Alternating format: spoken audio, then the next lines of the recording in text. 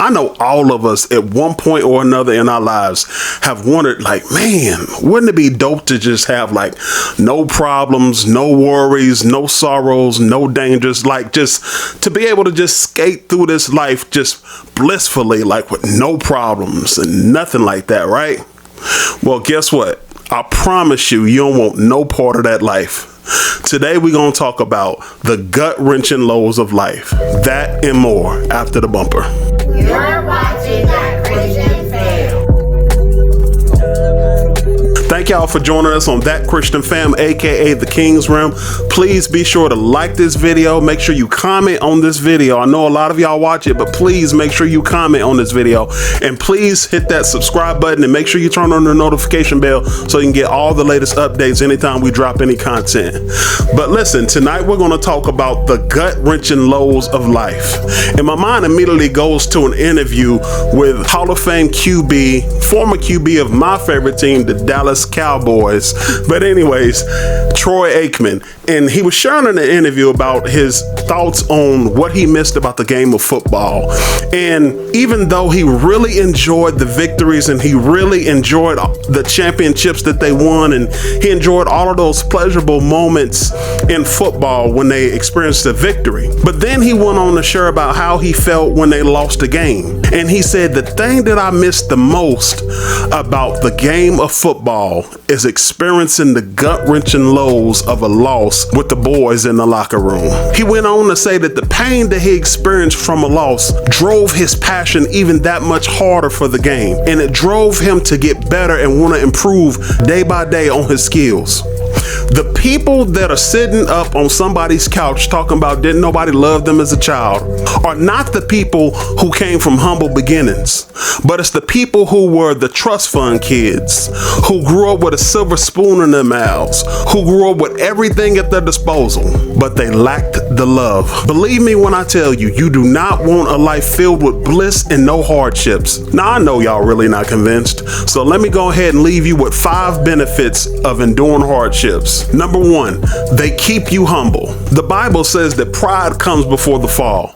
Listen, I've seen people get puffed up with pride and they don't know, or at least act like they don't know God. And I've seen those same people get humbled by some hardship of some sort. This is exactly why James 4:6 says, God opposes the proud, but gives grace to the humble. Number 2, they bring you closer to God. Now listen, there's 2 types of people when it comes to hardships. There's some people who run from God when trouble comes, and then there's a large majority of us that run to God when hardship comes. Think back over your life for a minute. When life really got real and it really got tough and hard, you prayed more, you read your word more, you went to church more. Matter of fact, couldn't nobody beat you to the church house. But regardless of why you drew closer, the blessing in it is that you drew closer to God. Number 3, they give God glory.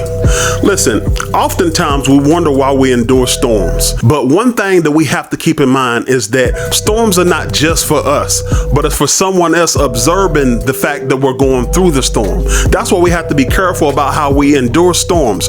Do we go through the storm cursing God, or do we go through the storm trusting God? And when we endure those hardships and God delivers us or brings us out of that hardship, there's some believer out there looking at us go through the storm, and they can be encouraged because they look and say, wow, if God was able to deliver them and take care of them in the storm, how much more will he do the same for me? Because God is no respecter of persons. What he does for someone else, he can do the same thing for you. It may not be the exact blessing, it may not be the exact deliverance, but he is more than able and well capable of delivering you just like he delivers someone else. Number 4, they bear witness. Now this is going to sound really similar to number 3, but the thing about it is when we go through hardships, there's not only believers that's watching us, but believe me when I tell you that we have an audience of people who do not believe, unbelievers. And when God brings us out of our storm, there's some non-believer that's viewing that and saying,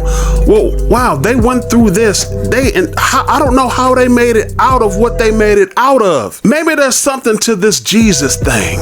Maybe I might want to look into this Christian thing that they talking about. What makes Jesus so great? What makes Jesus so wonderful? And before you know it, a seed is sown in their life and you don't even know it. Number 5, they keep life fun. Now I know that sounds crazy, but when you think about a roller coaster, when engineers and architects build a roller coaster, they don't build a roller coaster to just go in a straight line with no elevation and no dips or anything like that.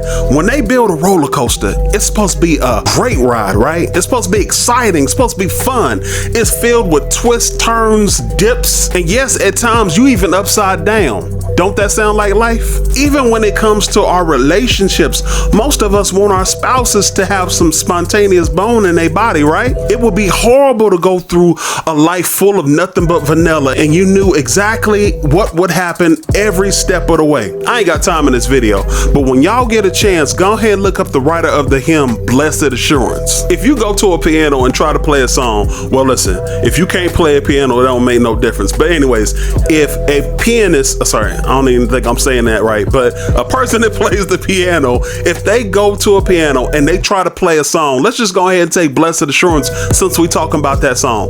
If they tried to play the song Blessed Assurance and played nothing but the black keys, and then they tried to play Blessed Assurance and they played nothing but the white keys, you wouldn't recognize it.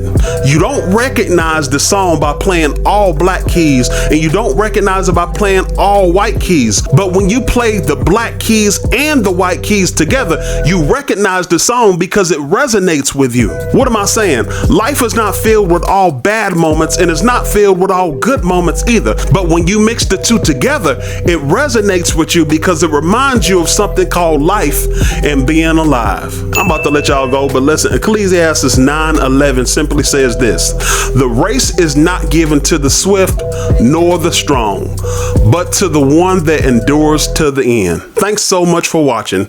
We'll be back next week with another video. I don't have the title for y'all because we're still praying on it. We drop videos every Tuesday and Friday at 10 a.m. Central Standard Time. So please make sure you hit that subscribe button and make sure you turn on the notification bell, because for the first half hour, we're responding to comments immediately. I hope I helped somebody on the other side of this video. And if you're offended, I really don't care.